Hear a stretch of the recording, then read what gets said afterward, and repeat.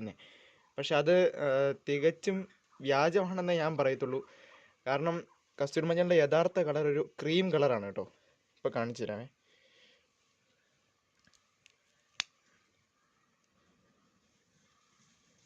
കണ്ടോ, ഒരു സാൻഡിൽ പോലത്തെ ഒരു കളറാണ് യഥാർത്ഥത്തിലുള്ള കളർ കേട്ടോ. അതുപോലെ മുറിക്കുമ്പോൾ നല്ലൊരു കർപ്പൂരത്തോട് സാദൃശ്യമായിട്ടുള്ളൊരു നല്ലൊരു സ്മെല്ലും കാണും.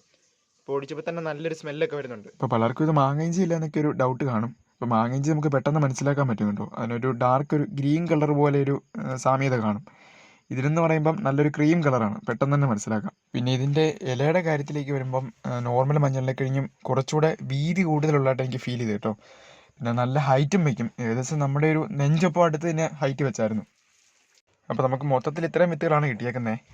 ഈ ഒരു പീസൊക്കെ ഇനി നമുക്ക് ഒരു 3-4 ഭാഗങ്ങളായിട്ട് മുറിച്ച് നടാൻ പറ്റും. അപ്പോൾ അതിനൊക്കെ നല്ല ശക്തിയിൽ മുള വന്നോളും. പിന്നെ ശ്രദ്ധിക്കേണ്ട കാര്യം, ഈ ഒരു കാലാവസ്ഥയിൽ നമ്മൾ